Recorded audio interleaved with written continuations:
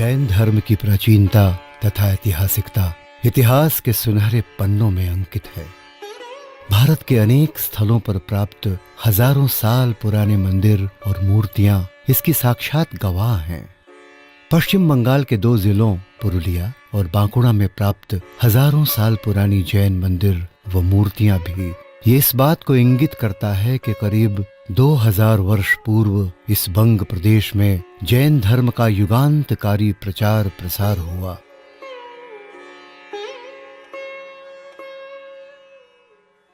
इतिहास बताता है कि 8वीं से 12वीं शताब्दी के बीच मध्य भारत से काफी बड़ी संख्या में जैन व्यवसायी इन इलाकों में बहने वाली दामोदर, द्वारकेशर, कंसावती, शीलावती और स्वर्ण रेखा नदियों से होकर बंदरगाह पहुंचते थे। इस दौरान जैन व्यवसायी इन इलाकों से कई तरह के खनिज खरीदकर विदेश ले जाकर व्यवसाय करते थे।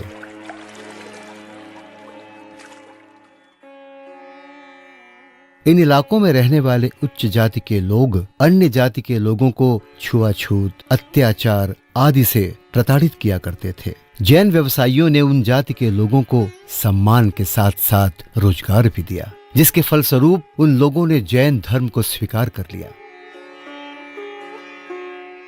उन्हीं जैन व्यवसायियों ने इस इलाके में जगह जगह भव्य मंदिर बनाकर और मूर्तियों को स्थापित कर जैन धर्म की प्रभावना बढ़ाई। बांकुड़ा और पुरुलिया में प्राप्त ये प्राचीन जैन मंदिर और मूर्तियां उसी काल के इतिहास की मूक गवाह हैं। आइए आपको हम उस आध्यात्मिक यात्रा पर लिए चलते हैं और इतिहास के उन सुनहरे पन्नों को जीवंत देखते हैं, जहां हमारी जैन संस्कृति के सैकड़ों वर्ष पुराने अवशेष उस वक्त की अपनी भव्यता को दर्शाते हैं, जो धीरे धीरे क्षीण और अवशेषों में बदलते चले गए। इस यात्रा में आपके मन में जहां एक तरफ आध्यात्मिक भाव उपजेंगे, वहीं आप पीड़ा की भी अनुभूति महसूस करेंगे। और आपके साथ साथ सफर करेगा एक सवाल कि हम क्यों नहीं कर पाए इन धरोहरों की रक्षा और क्यों नहीं दे पाए उनको प्रतिष्ठा, और इसका जवाब देना होगा आपको, केवल आपको।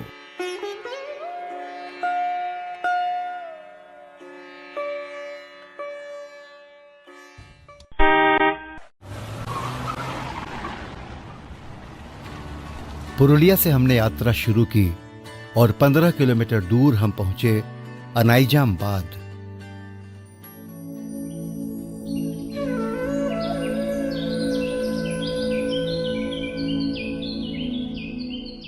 यहां पहुंचकर सुखद अनुभूति का एहसास हुआ।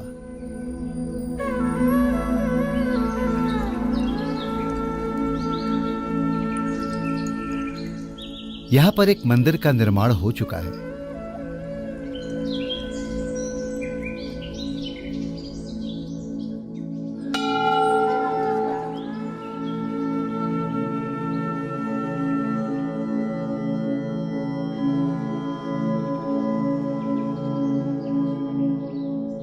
इस मंदिर में चंद्र प्रभु की एक तथा आदिनाथ और पार्श्वनाथ की 2-2 प्रतिमाएं स्थापित हो चुकी हैं।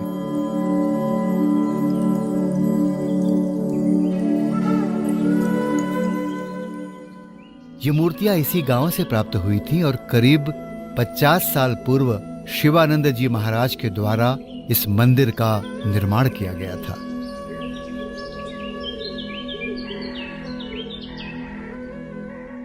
मूर्तियों को संरक्षण मिल रहा है। इन सुखद भावनाओं को लेते हुए अनाइजामबाद से 6 किलोमीटर दूर हम पहुंचे शीतलपुर।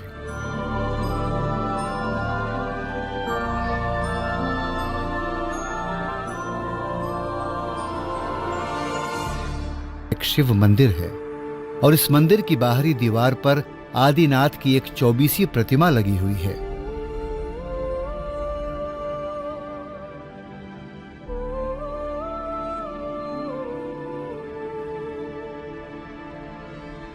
गांव वालों ने बताया कि वैशाख और आषाढ़ के महीनों में इस मूर्ति के सामने बलि भी दी जाती है। ये सुन के मन थोड़ा खिन्न हो गया।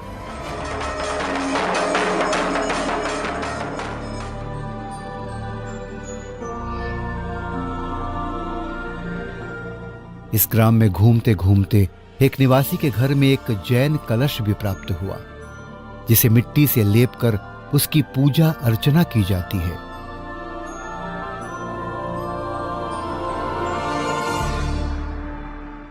इसी ग्राम के एक अन्य निवासी के घर में एक जैन गंधर्व की प्रतिमा भी मिली। इससे यह लगता है कि यहाँ के ग्रामवासियों के पास और जमीन के अंदर अभी भी काफी बड़ी संख्या में मूर्तियां हो सकती हैं। यहां एक मंदिर का निर्माण कर और उन प्रतिमाओं को वहां स्थापित करने की बात जब ग्रामवासियों से की गई तो उन्होंने अपनी सहर्ष स्वीकृति दे दी। এখানে যে একটা জনমূর্তি আছে, আমাদের গ্রামের মধ্যে বিভিন্ন পরিবারের মধ্যেও আমাদের ছোট ছোট যে জনমূর্তিগুলো আছে, আপনারা সেই জনমূর্তিগুলো যদি এক জায়গায় আনা হয়, আপনাদের যদি কিছু সাহায্য সহযোগিতা আমরা পাই, নিশ্চয়ই একটা মন্দির গড়ে আমরা তুলব। আমাদের গ্রামের কিছুগুলো বেকার যুবক যুবতীরা দোকানদানি করে একটা উন্নতিও হবে, উন্নয়ন হবে। আপনারা যদি সেখানে একটা পূজারিও হয়, সেই পূজারি সেই পূজা পার্বণ করবে এবং গ্রামের মানুষ তাতে সহযোগিতা সম্পূর্ণ সহযোগিতা করবে। शीतलपुर से हम निकल पड़े 4 किलोमीटर दूर भांगड़ा की ओर। यहां पर भी श्री भारतवर्षीय दिगंबर जैन तीर्थ संरक्षणी महासभा के द्वारा मंदिर का निर्माण कर एक चतुर्मुखी प्रतिमा को विराजमान कर उनकी प्रतिष्ठा को लौटाया गया। इस चतुर्मुखी प्रतिमा में जहां दो तरफ महावीर विराजमान हैं, वहीं एक ओर आदिनाथ और दूसरी ओर चंद्र प्रभु हैं। ये मूर्ति इसी गांव में प्राप्त हुई थी।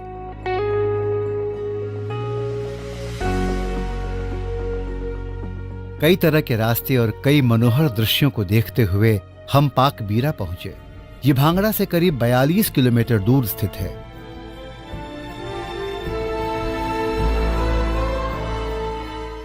यहां पहुंचने के बाद हजारों साल पुरानी जैन संस्कृति को एक वृहद स्तर पर दर्शन करने का सौभाग्य प्राप्त हुआ।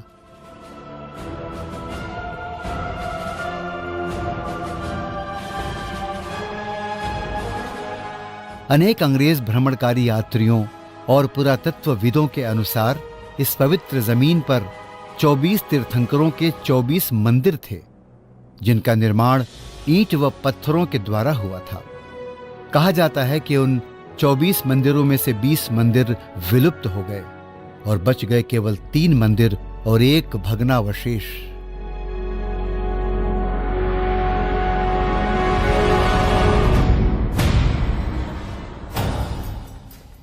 बाकी बचे ये 3 मंदिर भी अवशेषों में तब्दील हो चुके थे, पर भारत सरकार के पुरातत्व विभाग के द्वारा इनकी मरम्मत की गई।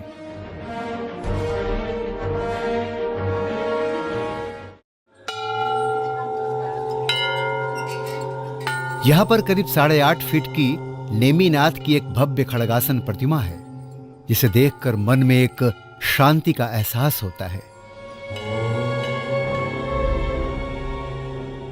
इस प्रतिमा के पास में एक सहस्त्र पट्ट भी है, जिसकी मुख्य प्रतिमा आदिनाथ की है। यह पट्ट खंडित है, परंतु आज भी इस पट्ट पर तीर्थंकरों की 356 छोटी छोटी मूर्तियां गढ़ी हुई हैं। पाकबीरा के इस स्थल पर एक हॉल में काफी बड़ी संख्या में विभिन्न तीर्थंकरों की अनेक मूर्तियां रखी गई हैं।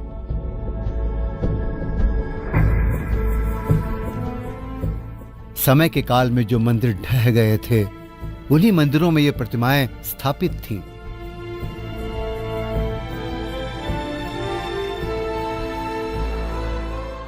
चौदहवीं शताब्दी का एक स्तंभ भी वहां पड़ा है, जिस पर उस काल की भाषा अंकित है।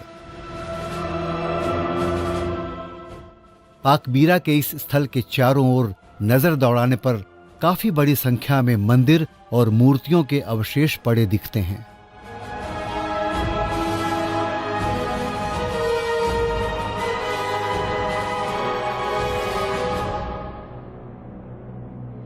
वर्तमान में इस स्थल को पुरातत्व विभाग ने अपने नियंत्रण में ले रखा है तथा एक संग्रहालय का निर्माण किया जा रहा है, जहां इन प्रतिमाओं और अवशेषों को रखे जाने की योजना है। यहीं पर श्री भारतवर्षीय दिगंबर जैन तीर्थ संरक्षणी महासभा के द्वारा एक गेस्ट हाउस और जैन मंदिर का भी निर्माण किया गया है।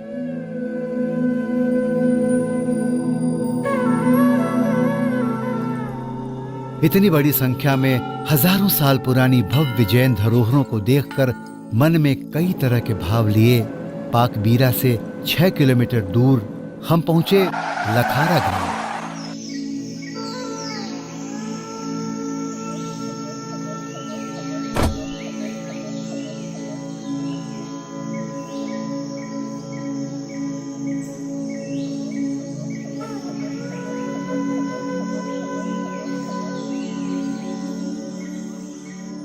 यहाँ एक वृक्ष के नीचे आदिनाथ की 24वीं मूर्ति और चंद्र प्रभु की पंचतीर्थिका मूर्ति रखी गई है।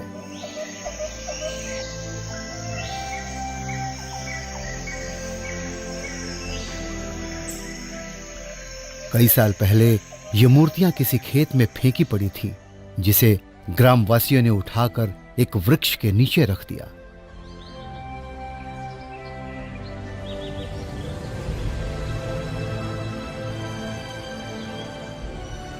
तीर्थ संरक्षणी महासभा के द्वारा इन प्रतिमाओं को स्थापित करने के लिए यहाँ पर एक मंदिर का निर्माण भी किया गया, परंतु ग्रामवासियों ने विरोध कर इन प्रतिमाओं को वृक्ष के नीचे से हटाने नहीं दिया।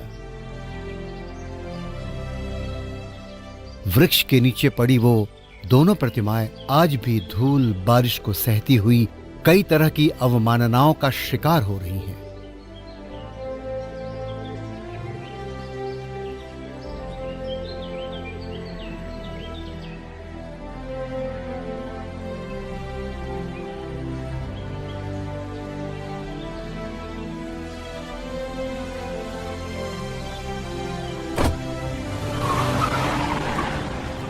लखारा ग्राम से हमारा काफिला 7 किलोमीटर दूर ढादकी पहुंचा।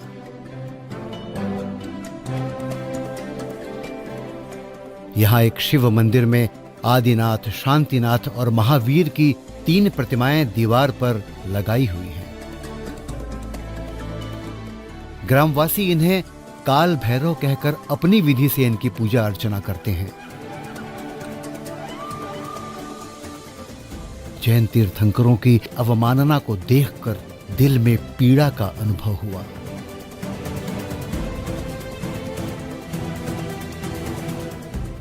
ग्रामवासियों ने बताया कि इस मंदिर के पीछे घने जंगल में अभी भी काफी मूर्तियां हो सकती हैं जिन्हें लाना संभव नहीं है, पर अपने तीर्थंकरों के प्रतिमाओं को होने वाली अवमाननाओं के शिकार से बचाने के लिए असंभव को भी संभव किया जा सकता है। बस जरूरत है एक सच्चे प्रयास की।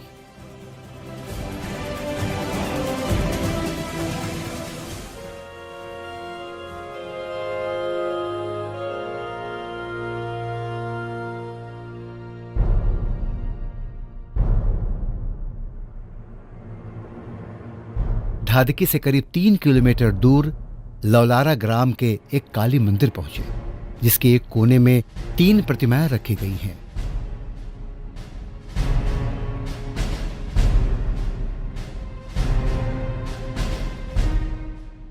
जिसमें से केवल एक ही प्रतिमा आदिनाथ के रूप में पहचान में आ रही है। यहां भी ग्रामवासियों का कहना है कि ये प्रतिमाएं खेतों में कई सालों पूर्व फेंकी पड़ी मिली, जिसे यहां काली मंदिर में लाकर रख दिया गया है।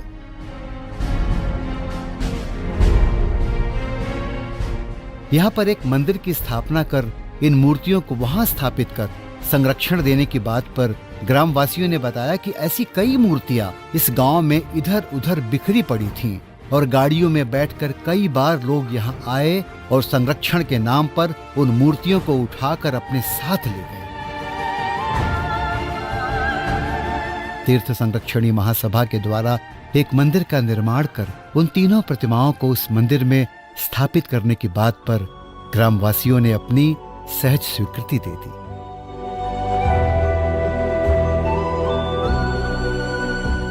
लौलारा से करीब 8 किलोमीटर दूर हम पहुंचे बारामासिया। यहां जैन मंदिर का निर्माण हो चुका है। यहां पर आदिनाथ, अजीतनाथ, चंद्र प्रभु, महावीर और 2 चौमुखी मूर्तियों के साथ कई प्रतिमाएं हैं। बारामासिया से करीब 11 किलोमीटर दूर जब हम बुद्धपुर ग्राम में पहुंचे तो तो वहां कोई मूर्ति या मंदिर हमें नहीं मिला।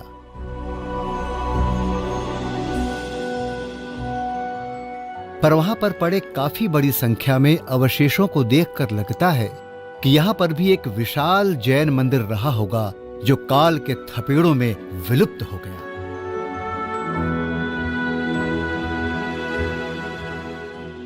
उस जगह को नमन कर बुद्धपुर से 1 किलोमीटर दूर हम पहुंचे पारुलडीहा ग्राम। कई कच्चे पक्के घरों के बीच से होते हुए एक ग्रामवासी के आंगन में जब हम पहुंचे तो करीब 5 फीट लंबी आदिनाथ की एक प्रतिमा वहां मिली जो वास्तुशिल्प का एक अद्भुत नमूना है। आदिनाथ को भी यहाँ भैरव बाबा के रूप में पूजा जाता है और अन्य जगहों की तरह इस प्रतिमा पर भी लाल सिंदूर व फूल आदि चढ़ाए जाते हैं।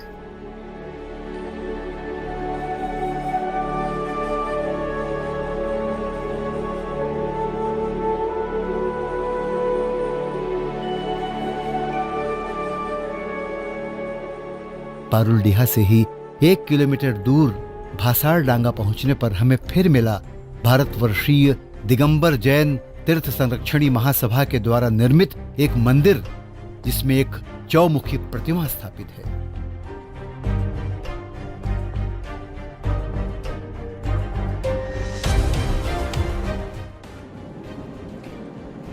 उस प्रतिमा के दर्शन कर और मंदिर को नमन कर 5 किलोमीटर दूर हमारा काफिला पहुंचा तुसियामा।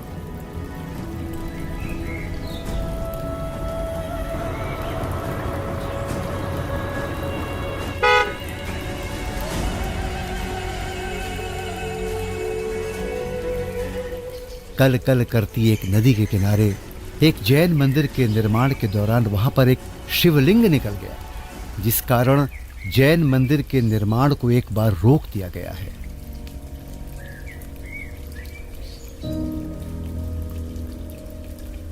शिवलिंग की पूजा वहां जारी है।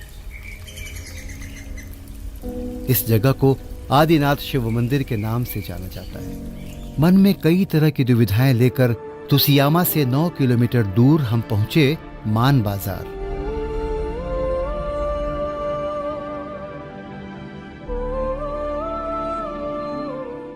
कहा जाता है कि इस इलाके के राजा ने किसी स्थल से प्राप्त हुई उन मूर्तियों को अपने संरक्षण में ले रखा था। उस राजा के परिवार ने बाद में तीर्थ संरक्षणी महासभा के आग्रह पर अपने परिसर में जैन मंदिर के लिए जमीन उपलब्ध करा दी, जहां तीर्थ संरक्षणी महासभा ने मंदिर का निर्माण करवाकर उन मूर्तियों को वहां स्थापित करा दिया और उसमें आदिनाथ की 2 और शांतिनाथ की एक प्रतिमा स्थापित है। पवित्र स्थल के दर्शन कर मन में एक शांति का अनुभव हुआ और हम आगे निकल पड़े। इन क्षेत्रों का भ्रमण करते करते वक्त कब बीत गया पता ही नहीं चला। दिन ढल चुका था और शाम हो गई।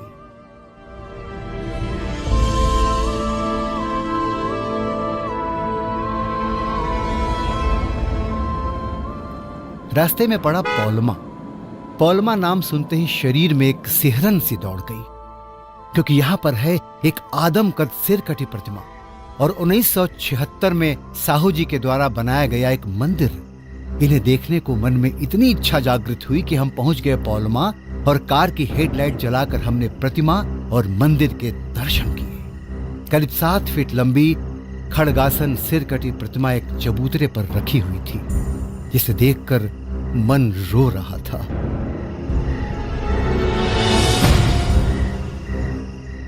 इतनी भव्य प्रतिमा की ये हालत कैसे हुई, इसका कुछ पता नहीं चला।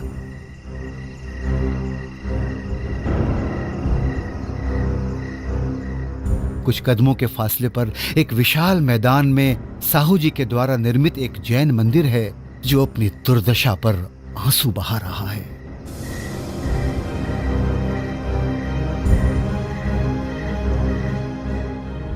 जर्जर और खंडहर अवस्था में पहुंचने वाले इस मंदिर में आदिनाथ की 2 और संभवनाथ की एक प्रतिमा विराजमान है।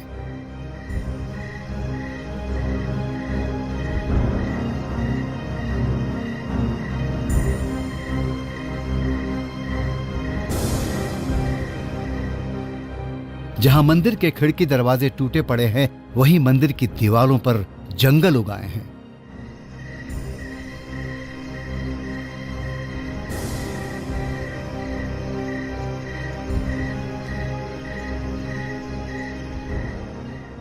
मंदिर प्रांगण में गोबर के उपले सुखाने के लिए रखे गए थे। मंदिर के पीछे विशाल मैदान में कई अनैतिक कार्य हो रहे थे, पर हमारी गाड़ी की हेडलाइट की रोशनी देखते ही लोग भाग खड़े हुए।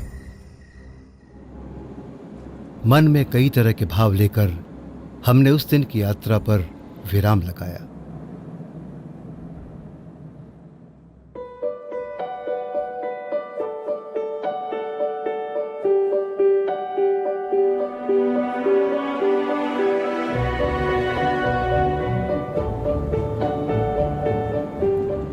दूसरे दिन सुबह सवेरे ही हम निकल पड़े पदलारा के लिए, जो पुरुलिया से 10 किलोमीटर दूर है।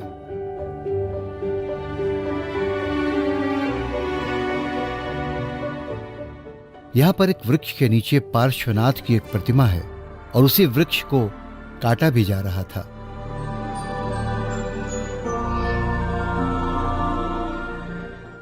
यहां भी इस प्रतिमा को ग्रामवासी काल भैरव के नाम से ही पूजते हैं और केवल पूजते ही नहीं, बल्कि इस प्रतिमा के सामने दी जाती है बलि।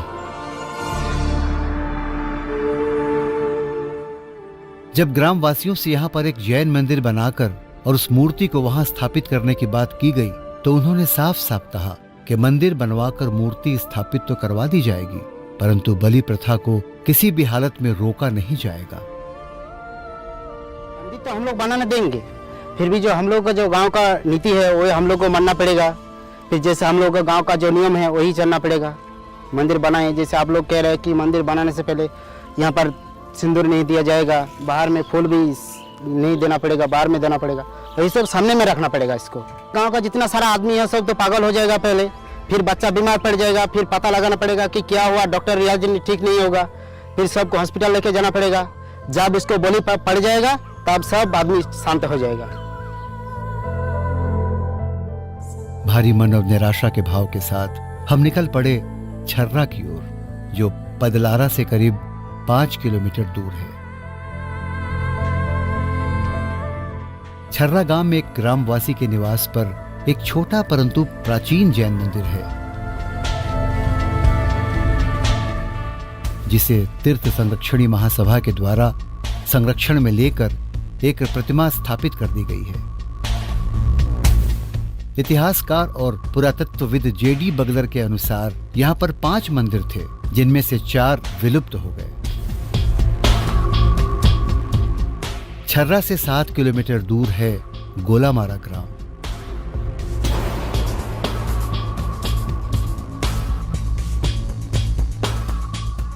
यहाँ भी विचित्र और पीड़ादायक दृश्य देखने को मिला।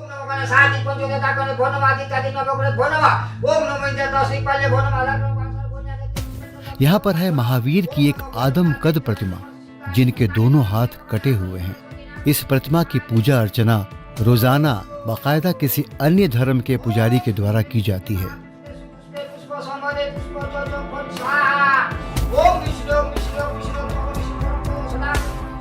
कहा जाता है कि छर्रा में विलुप्त हुए किसी जैन मंदिर से यह प्रतिमा लाई गई है। गोलामारा से हम निकले तेलकुपी के 1200 साल पुराने प्रख्यात और विशाल जैन मंदिर को देखने। रास्ते में हमें रघुनाथपुर से 4 किलोमीटर दूर एक निर्माणाधीन जैन मंदिर मिला, जिसे देखकर काफी प्रसन्नता हुई।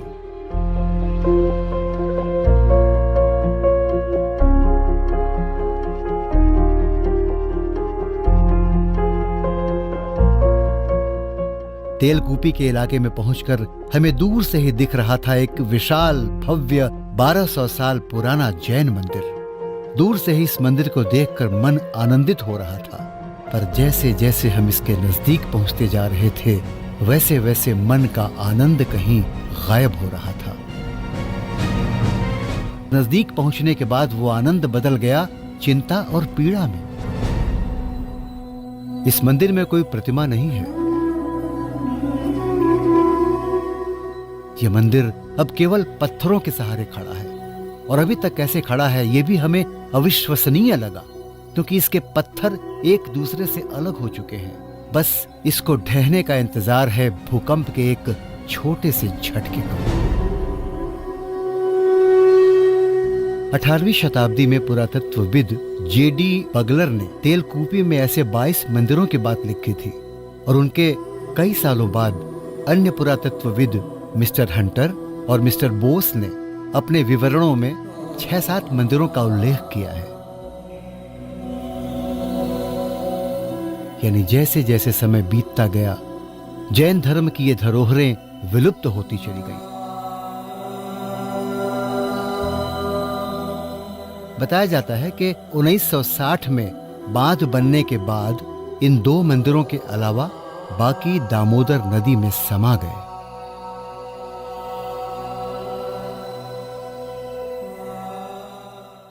आज भी जब बरसात होती है तो ये इलाका पानी से लबालब हो जाता है और उसमें डूब जाता है ये अद्भुत और विशालकाय प्राचीन जैन मंदिर। अगर अब भी सरकार और जैन समाज सचेत नहीं हुआ तो 1 या 2 साल में या फिर कुछ महीनों में ही हमें मिलेंगे इस मंदिर के केवल अवशेष।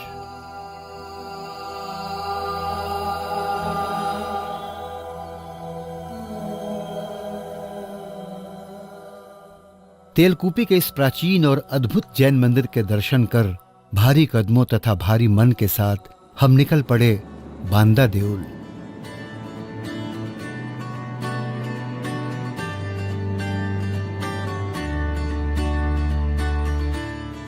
यहाँ के प्राकृतिक माहौल ने हमारी मन की पीड़ा को कुछ हल्का किया। वहीं दूसरी तरफ एएसआई के संरक्षण में लिए इस प्राचीन जैन मंदिर को देखकर मन को कुछ शांति मिली। मंदिर के सामने पत्थरों से बना एक खुला मंडप भी है। हरी भरी प्राकृतिक वादियों के बीच में इस मंदिर के दर्शन कर हम पहुंच गए पारा, जहां पर 2 विशालकाय जैन मंदिर हैं।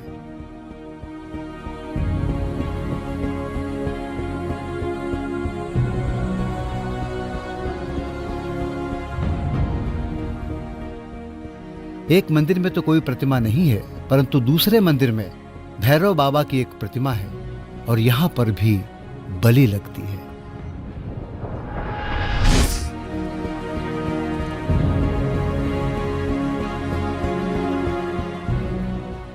ये दोनों मंदिर एएसआई के संरक्षण के अंतर्गत हैं, परंतु मंदिरों की स्थिति अच्छी नहीं है। मंदिरों के शिखर पर जंगल आदि उगाए हैं।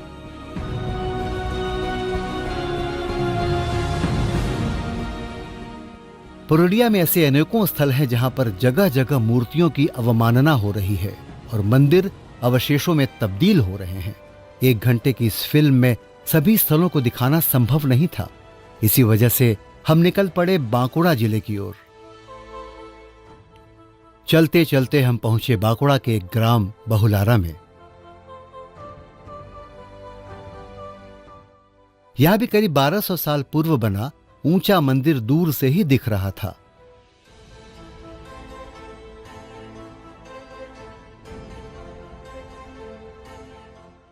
नजदीक आने के बाद इसके वास्तुशिल्प को देखकर विश्वास नहीं हुआ कि बिना मशीनों की सहायता के मानव द्वारा 1200 साल पूर्व ऐसे कलात्मक मंदिर का निर्माण भी हो सकता है। मन गर्वित हो गया, परंतु जैसे ही मंदिर के अंदर गए दिल बैठ सा गया।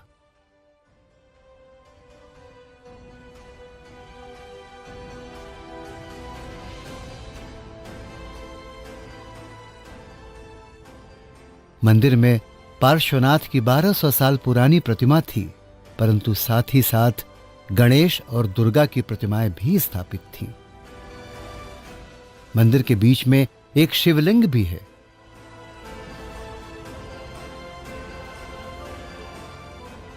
और यहां पर भी पार्श्वनाथ को भैरव बाबा के रूप में पूजा जाता है।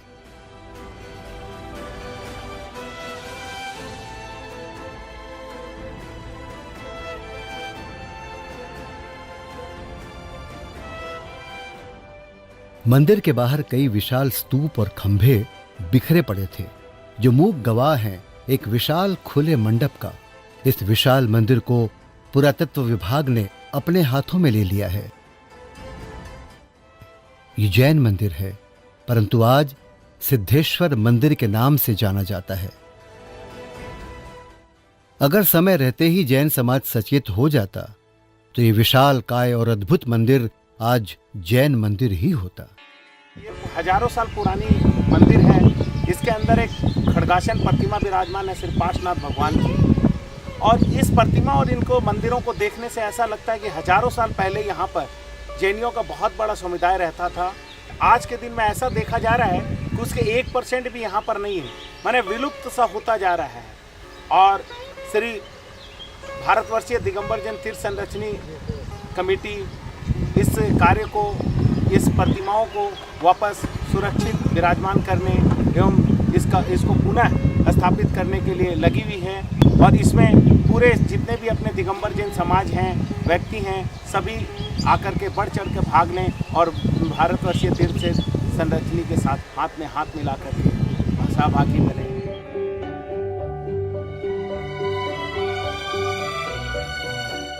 कई सुलझे अनसुलझे सवालों के साथ हम पहुंचे धारापट्ट। यहाँ पर भी करीब 1200 साल पुराना ऊंचा जैन मंदिर है, जो देखने में बिल्कुल नया लगता है। और यही नयापन इस प्राचीन मंदिर के साथ किए गए अन्याय का गवाह है। इस मंदिर को पश्चिम बंगाल पुरातत्व विभाग ने अपने संरक्षण में ले तो लिया है, परंतु प्लास्टर और पीला रंग कराकर इसकी मौलिकता और प्राचीनता को नष्ट कर दिया है।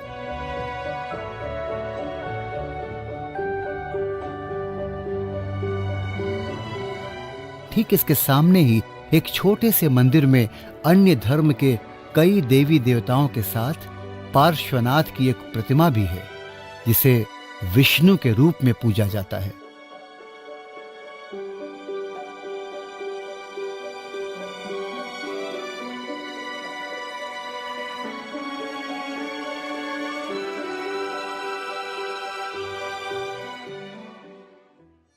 बांकुड़ा, पुरुलिया, वर्धमान, इन इलाकों में जहां हम अभी भ्रमण कर रहे हैं, उनको देखते हुए ऐसा प्रतीत होता है यहाँ पर जिस प्रकार की मूर्तियाँ मिल रही है, संसार में इस प्रकार की मूर्तियाँ कहीं पर भी नहीं है। और ये अद्वितीय क्षेत्र है, इसमें आप लोग भ्रमण करने आइए और देखिए।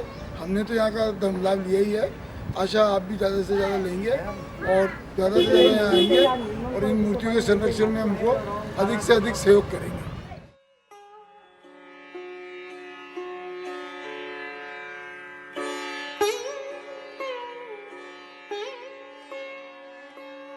पर्वतराज सम्मेद शिखर के इर्द गिर्द जैन संस्कृति बिखरी पड़ी है।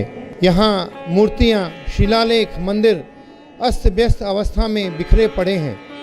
आइए आप हम सब मिलकर इस धरोहर की रक्षा करें। 1990 में जब महासभा ने ये कार्य शुरू किया तो उस समय यहाँ पर 25 मंदिर बचे थे। अब जब हम पुनः जब काम शुरू कर रहे हैं तो आज 10 मंदिर ही बचे हैं और वो 10 मंदिर भी गिरने की कगार पर है। तेलकुपी का जो मंदिर है उस मंदिर के लिए हमें यूएनओ की हेल्प लेनी पड़ेगी, क्योंकि नदी के गर्भ के अंदर में जो मंदिर है उनको उठाकर दूसरी जगह ले जाना ये यहाँ के किसी भी मिस्त्री का द्वारा संभव नहीं है। इसकी देखरेख यूएनओ के द्वारा ही या वर्ल्ड हेरिटेज के द्वारा ही करवानी पड़ेगी। पुरुलिया और बांकुड़ा की जो पूरा संपदा जो अपने देवों में जैन तीर्थों की यत्र तक बिखरी पड़ी हुई है, हजारों वर्षों से वहाँ पे कम से कम हजारों की संख्या में बहुत तीर्थ पड़े हुए हैं और वो ज़मीन के अंदर भी बहुत सी उतनी मूर्तियाँ मिल रही हैं। तन मन धन से लोगों को सहयोग देने की अपील करता हूँ ताकि लोग अपना इस तीर्थ का संवर्धन हो सके। बंगाल का जो पुरातत्व है ये हमारे बहुत प्राचीन काल से है और बंगाल में भगवान पारसनाथ का, भगवान महावीर का समोषण आया है। इसका ऐतिहासिक तो है ही है, पुरातात्विक प्रमाण भी हमारे पास में है।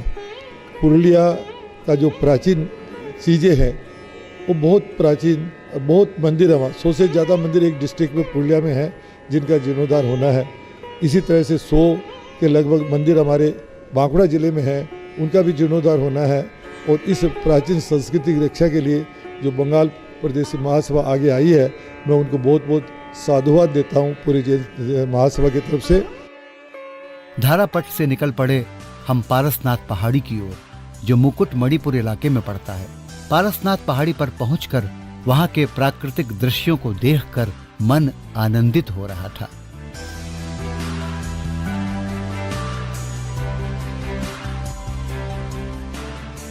(45 डिग्री गर्मी के बावजूद वहां ठंडी हवा के झोंके लग रहे थे। कहा जाता है कि वहां की तलहटी में सारंगर नाम का एक ग्राम था, जो कंसावती नदी पर बांध बनने के कारण पानी में डूब गया। अनुमान लगाया जाता है कि वहां पर भी कुछ जैन मंदिर थे जो पानी में विलुप्त हो गए, और उन्हीं मंदिरों की कुछ मूर्तियों को अन्य धर्मावलंबियों ने अपनाकर अपने धर्म के अनुसार उनकी पूजा अर्चना शुरू कर दी।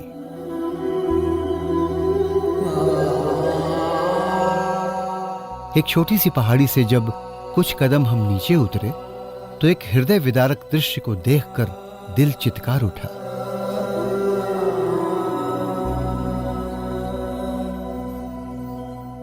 करीब 7 फीट लंबी पार्श्वनाथ की एक अद्भुत प्रतिमा आधी जमीन के अंदर और आधी जमीन के ऊपर पड़ी थी। जिस जैन तीर्थंकर का प्रक्षाल कर उसके गंधोदक को जैनी अपने सर पे लगाते हैं, उनकी प्रतिमा आज जमीन में दबी पड़ी है, जो पशु पक्षियों के साथ साथ इंसानों के पैरों की ठोकरों के कारण न जाने कितनी अवमाननाओं का शिकार हो रही है।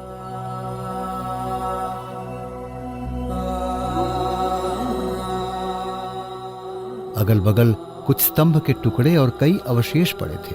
ये लगता है कि या तो यहां मंदिर था जो ढह गया, या फिर बांध बन जाने के कारण विलुप्त हो गए किसी मंदिर की इस प्रतिमा को यहां लाकर कई सालों पूर्व फेंक दिया गया, जो धीरे धीरे क्षय हो चुकी है। मन में दुख और पीड़ा के साथ हम पहुंचे कपचियादा। यहाँ के शिव मंदिर में यक्षिणी अंबिका की एक खंडित प्रतिमा मिली।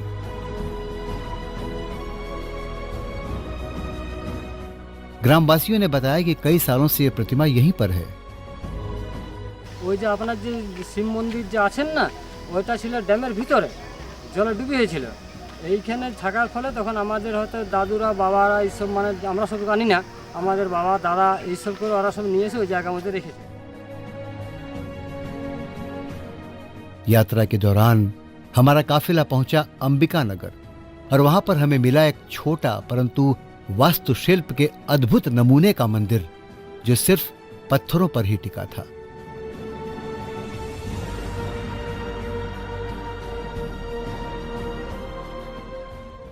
मंदिर के अंदर आदिनाथ की एक छोटी प्रतिमा भी है।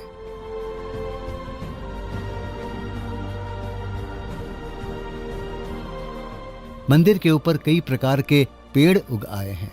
खंडहर हो चुके इस जैन मंदिर को संरक्षण दिया जा सकता है, और ग्रामवासी इसके लिए तैयार भी हैं।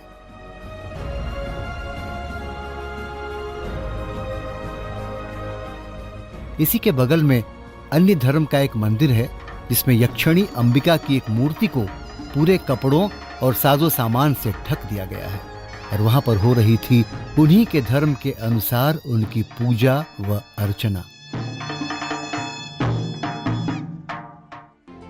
अंबिका नगर से हमारा काफिला आगे बढ़ा।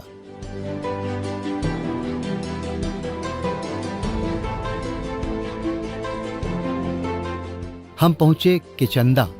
इस ग्राम के एक चौराहे पर गोलंबर में यक्षिणी की एक विशाल मूर्ति है।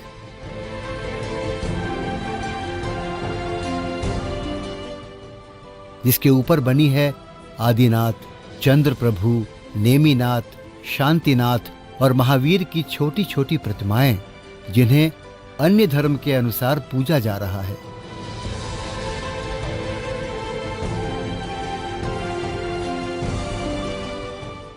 इस प्रतिमा को भी पूरे श्रृंगार के साथ सजाया गया है और दुर्गा के रूप में इसकी पूजा होती है।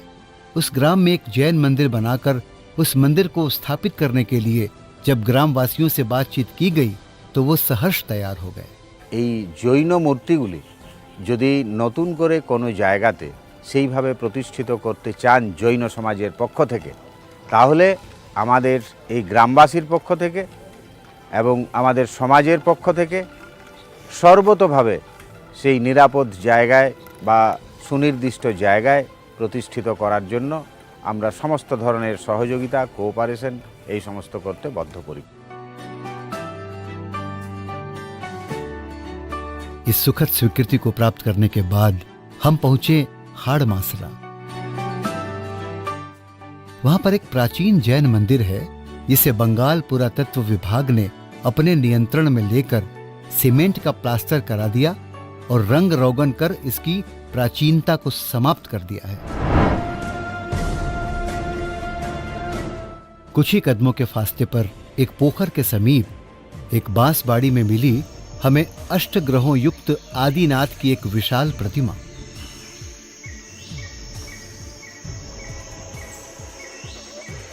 अनुमान लगाया जाता है कि इस जंगल और उसके बगल के पोखर में कई मूर्तियां प्राप्त हो सकती हैं।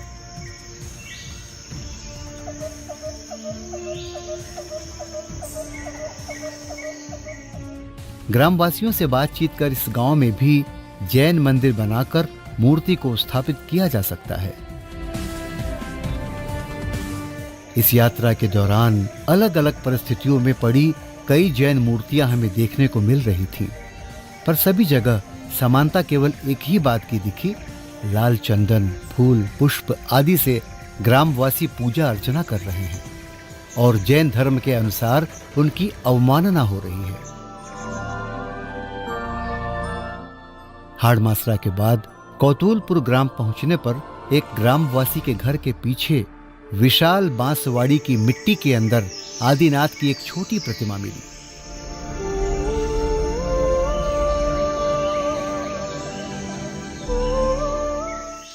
और जिस तरह से ये छोटी छोटी प्रतिमाएं फेंकी पड़ी हैं, उनको न जाने कौन कब कैसे और कहां ले जाएगा, ये पता भी नहीं चल पाएगा। उसी ग्रामवासी के घर के अंदर बने एक मंदिर में तीर्थंकर की एक छोटी प्रतिमा भी है। यहां के ग्रामवासियों ने मंदिर निर्माण हेतु अपनी स्वीकृति प्रदान कर दी है। सफर के दौरान कई तरह के छोटे संकरे धूल भरे रास्तों से गुजरना पड़ा, परंतु जहां हमारे मन में उन हजारों साल पुरानी मूर्तियों के दर्शन करने का भाव था, वहीं ये आशा भी थी कि अगर प्रयास किया जाए तो कई ग्रामों में मंदिर निर्माण कर उन प्रतिमाओं की स्थापना हो जाएगी जिनकी आज अवमानना हो रही है।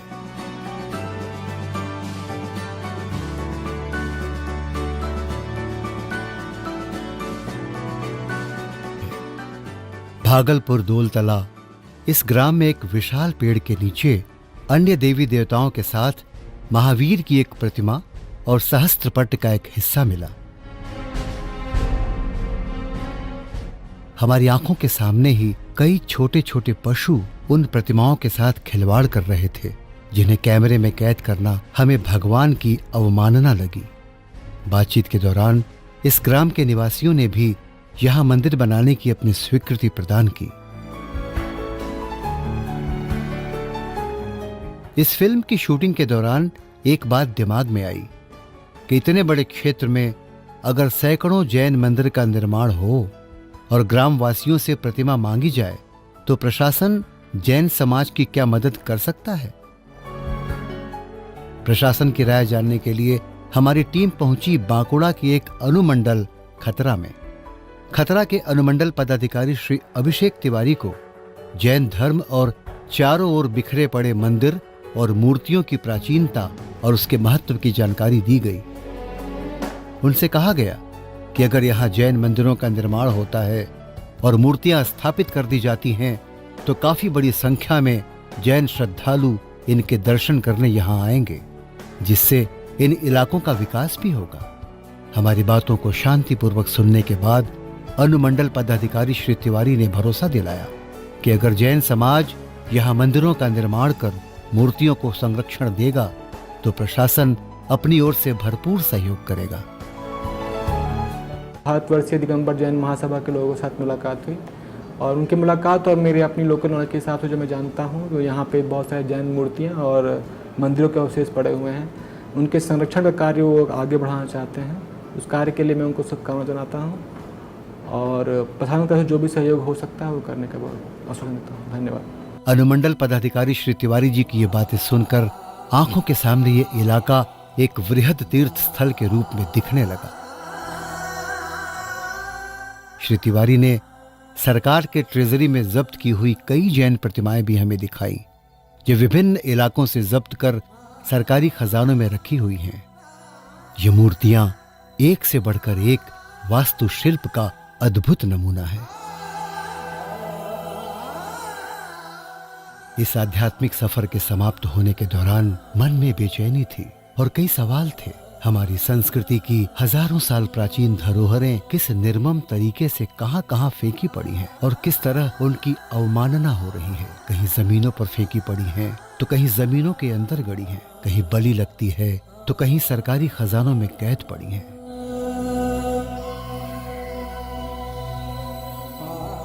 बांकुड़ा के विष्णुपुर इलाके में कुछ शताब्दी पूर्व बने अन्य धर्म के मंदिरों को काफी खूबसूरत तरीकों से संरक्षण दिया गया है।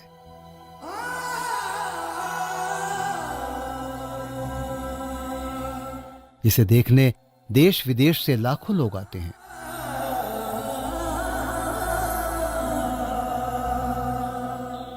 वहीं दिगंबर जैन धर्म के हजारों साल प्राचीन मंदिर और मूर्तियां आज अवशेषों में तब्दील हो चुकी हैं या हो रही हैं।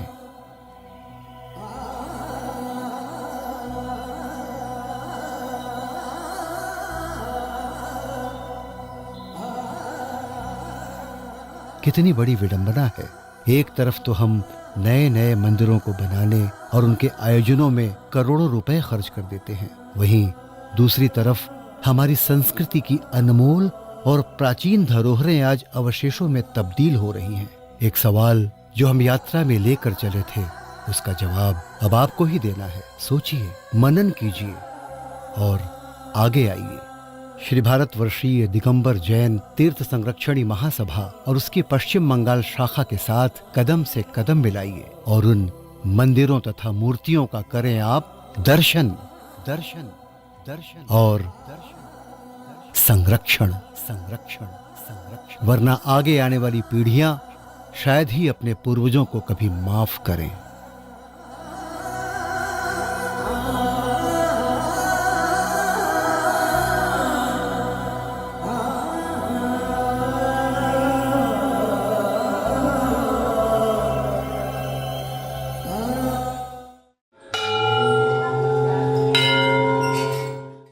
पुरुलिया और बांकुड़ा के हजारों साल प्राचीन जैन मंदिर और प्रतिमाओं के संरक्षण का काम तभी आगे बढ़ सकता है जब आप सब एक एक इकाई के रूप में इस महान कार्य से जुड़ेंगे।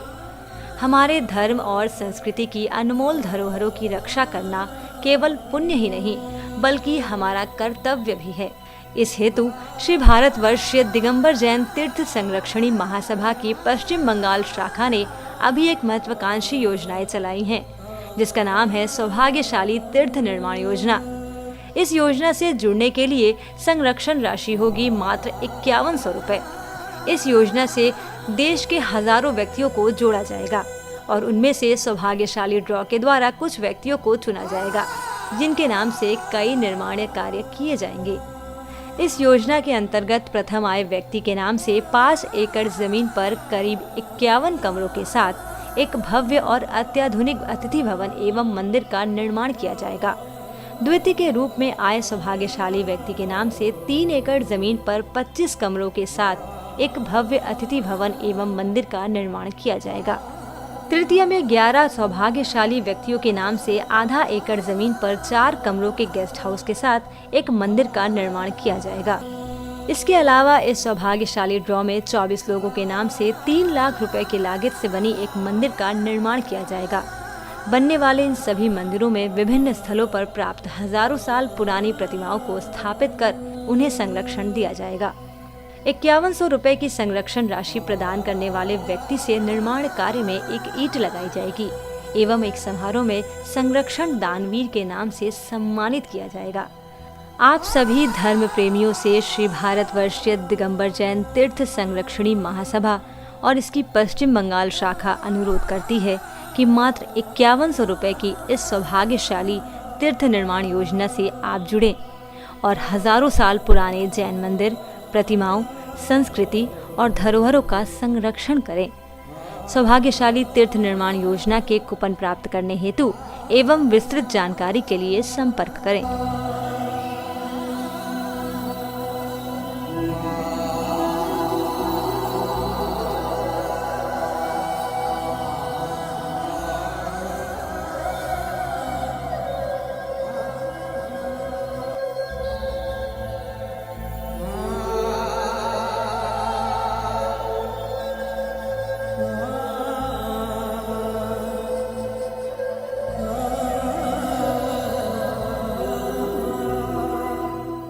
आइए आगे बढ़िए। प्राचीन जैन संस्कृति के संरक्षण के लिए चल रही इस योजना में आप शामिल हो और इस महान कार्य में भागीदार बनकर पुण्य का लाभ उठाएं।